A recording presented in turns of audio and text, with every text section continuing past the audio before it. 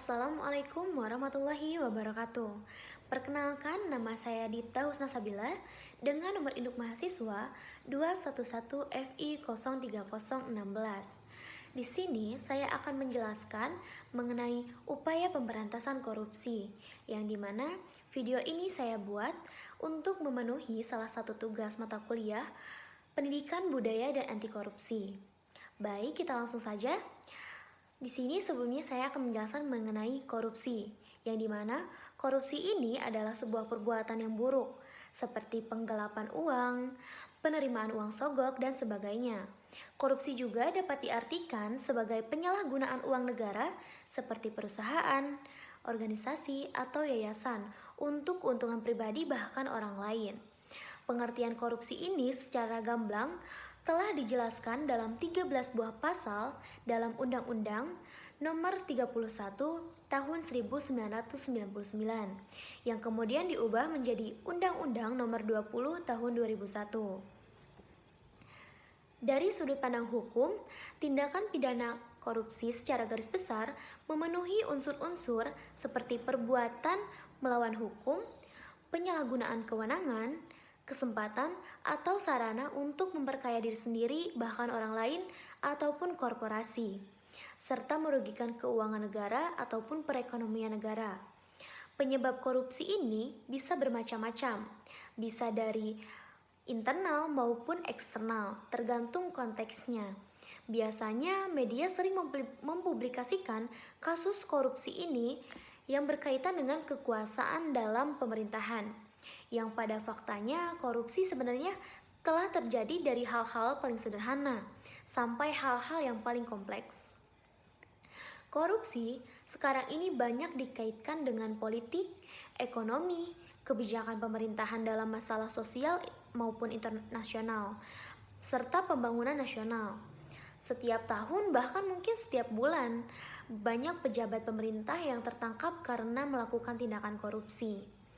Bentuk-bentuk perbuatan korupsi ini menurut Undang-Undang Nomor 31 Tahun 1999 tentang pemberantasan tindakan pidana korupsi sebagaimana telah diubah menjadi Undang-Undang Nomor 20 Tahun 2001.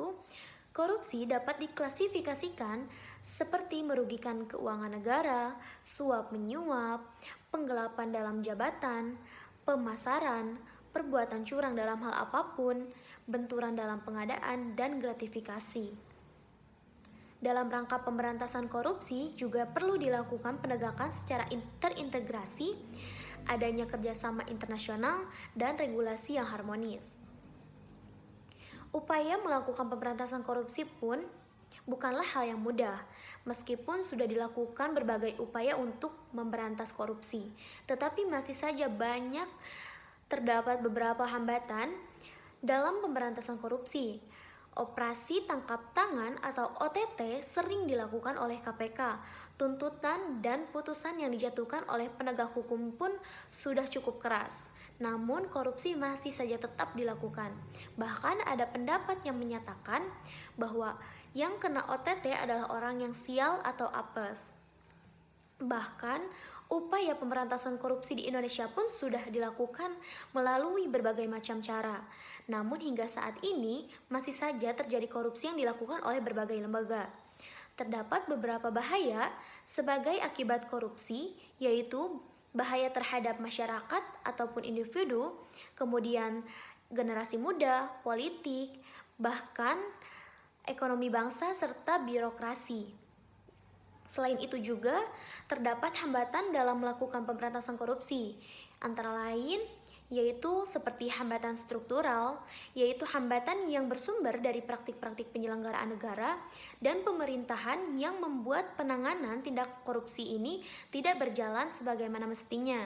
Kemudian ada hambatan kultural, yaitu hambatan yang bersumber dari kebiasaan negatif yang berkembang di masyarakat.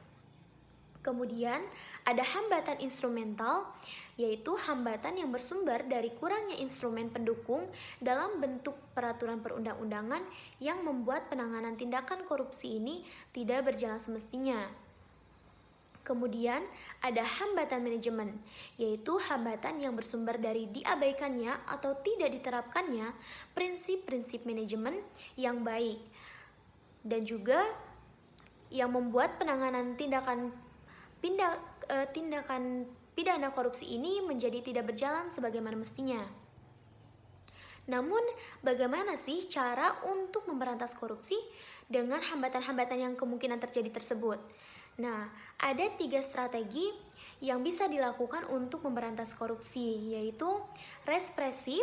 Yang pertama itu ada represif. Strategi represif ini dilakukan dengan cara KPK menyeret koruptor ke pengadilan, membacakan tuntutan, serta menghadirkan saksi beserta alat bukti yang menguatkan.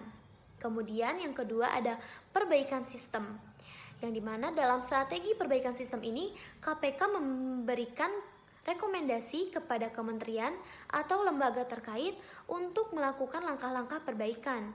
Selain itu, strategi ini juga dapat dilakukan melalui penataan layanan publik, melalui koordinasi dan supervise pencegahan, serta mendorong transparansi penyelenggaraan negara.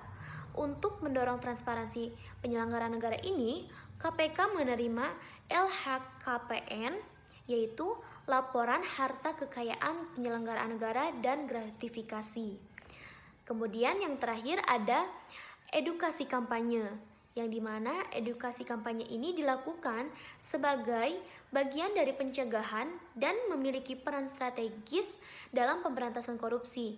Melalui edukasi kampanye ini, KPK meningkatkan kesadaran masyarakat mengenai dampak korupsi, mengajak masyarakat untuk terlibat dalam gerakan pemberantasan korupsi, serta membangun perilaku dan budaya anti korupsi.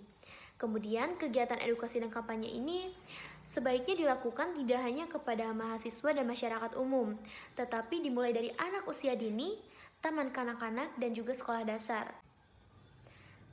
Baiklah, mungkin sekian yang dapat saya sampaikan mengenai upaya pemberantasan korupsi ini.